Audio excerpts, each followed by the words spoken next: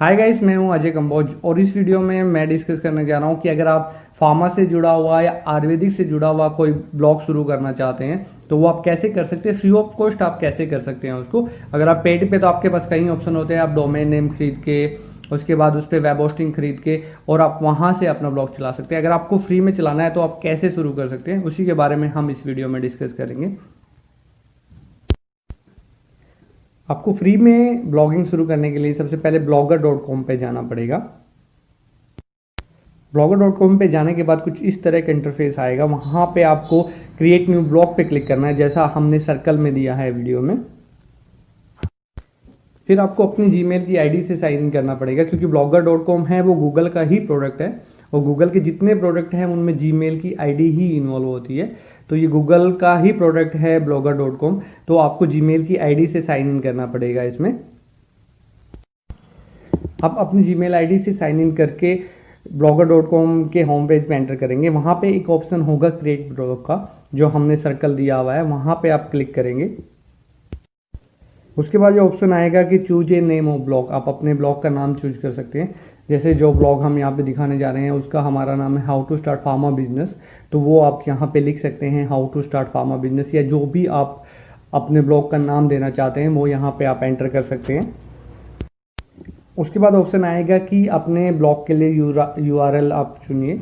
जैसे अगर हम चुनते हैं फार्मा फ्रेंचाइजी हेल्प .blogspot.com के नाम से, उसी तरह जो भी आपको अपने ब्लॉग का रखना है, चाहे वो आयुर्वेदिक से रिलेटेड रखना है या फार्मा से रिलेटेड रखना है, तो उसके हिसाब से आप अपने ब्लॉग का यूआरएल यहाँ पे सेट कर सकते हैं, जो भी आप चाहिए आपको।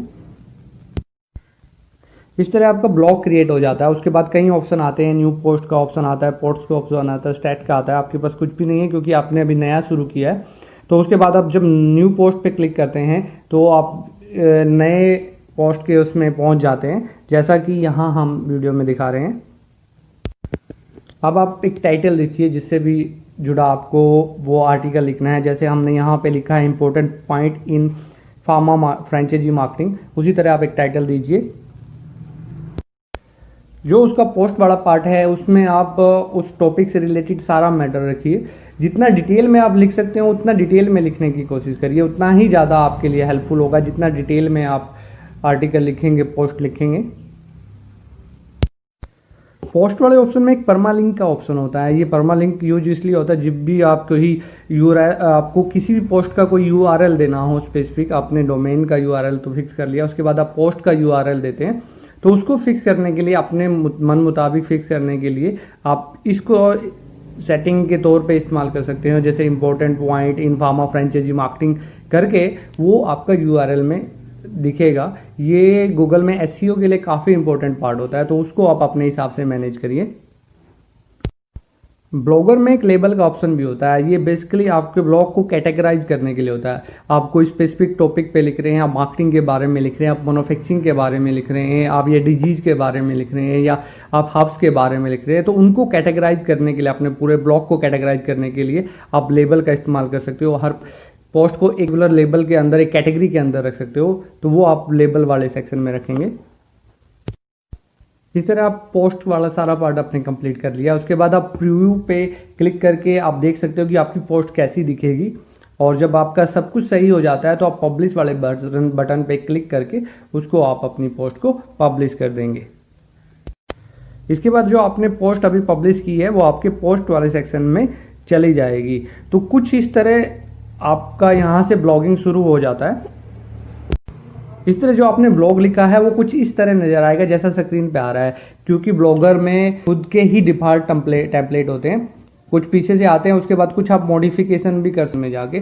तो जो आप पोस्ट वहां पे लिखते हो तो वो एक वेबसाइट की तरह आपके रीडर को, आपके यूजर को नजर आएगी। तो आप इजीली और बिना किसी कॉस्ट के आप अपना ब्लॉग शुरू कर सकते हैं। आपका जो ब्लॉग है उसका यूआरएल कुछ इस तरह रहेगा, फार्मा फ्रेंचाइजी help.blogspot.com/ कोई भी ईयर का नाम या मंथ का नाम, उसके बाद important point in pharma franchise marketing, इस तरह रहेगा। अगर आप इस पे कस्टम डोमेन लेना चाहते हैं तो वो भी आप ले सकते हैं बाहर से खरीद के। उसके जो आप सी पैनल वगैरह में जाके सेटिंग करके उसको अपने blogger.com पे रिडायरेक्ट करके अपना इंडिविजुअल आप वेबसाइट के जो आपका डोमेन नेम होगा उस पर भी आप अपना ब्लॉग चला सकते हैं। उम्मीद करते हैं ये इन्फॉर्मेशन आपको अच्छी लगी होगी। Thanks for watching.